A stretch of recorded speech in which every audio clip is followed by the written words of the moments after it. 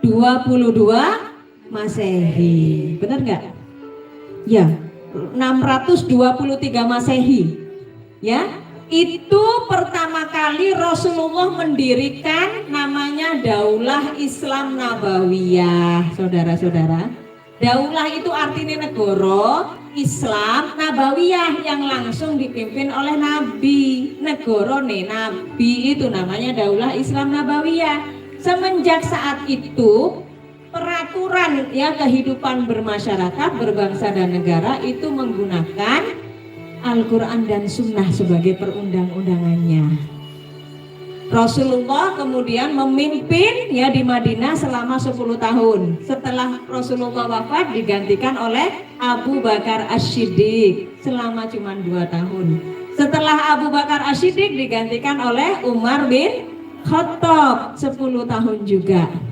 Setelah Umar bin Khattab digantikan oleh Utsman bin Affan, lebih lama. Kemudian Ali bin Abi Thalib itu cuma sebentar juga. Dan total dari itu namanya pengganti Rasulullah itu namanya Khulafaur Rasyidin. Khulafa itu artinya para khalifah Rasyidin yang lurus. Itu total kepemimpinan Khulafaur Rasyidin selama 30 tahun. Dan selama 30 tahun itu wilayah Islam yang tadinya cuma semadinah berkembang menjadi 20 juta kilometer persegi sampai ke seluruh Jazirah Arab dan seterusnya. Setelah Khulafaur Rasyidin selesai, maka digantikan oleh yang namanya kekhilafahan. Yang pertama kekhilafahan Umayyah, itu dinastinya Muawiyah dan keturunan-keturunannya. Kemudian setelah dinasti Umayyah itu dinasti Abbasiyah yang waktu itu berpusat di Irak. Ya, termasuk di situ ada sultan yang paling terkenal, khalifah yang paling terkenal ya di cerita Abu Nawas, siapa namanya? Harun al-Rasyid, itu dinasti Abbasiyah. Itu tahun 1500-an. Kemudian setelah dinasti Abbasiyah namanya dinasti Umayyah, terakhir itu di Konstantinopel atau Turki.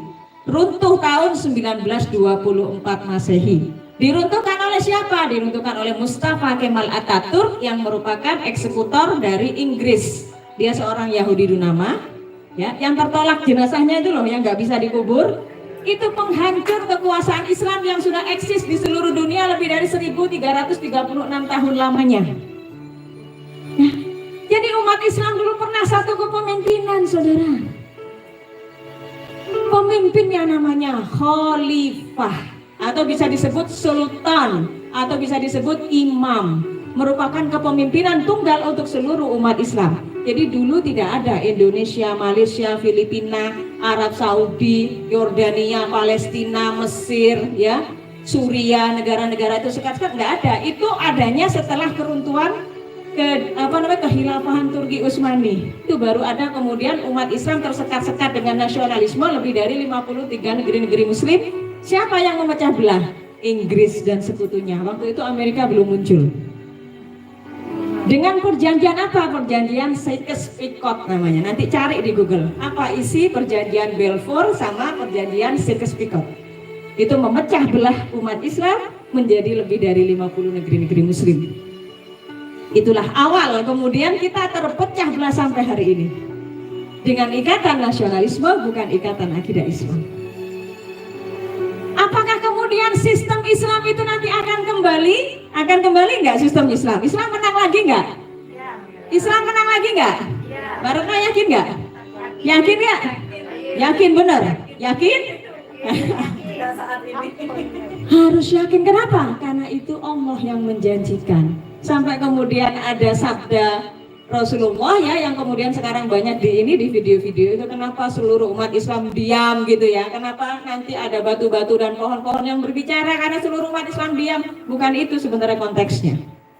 Itu adalah ya sebuah bisyarah dari Rasulullah SAW, sebuah kabar gembira dari Rasulullah akan datangnya kemenangan Islam.